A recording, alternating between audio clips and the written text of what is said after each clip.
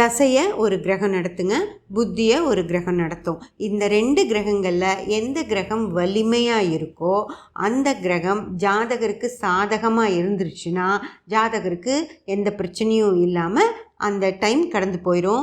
அந்த நேரத்தில் அவங்க ஒரு படிச்சுட்ருக்காங்களோ இல்லை காலேஜ் போகிறாங்க, அந்த இடத்துல அவங்களுக்கு செமஸ்டர்ஸ் வருது அப்படின்னா அதை அவங்க நல்லபடியாக செஞ்சுருவாங்க. நல்ல தசைகள் வர்ற நேரத்தில் ஒரு கல்யாணம் பண்ணிக்கலாம்.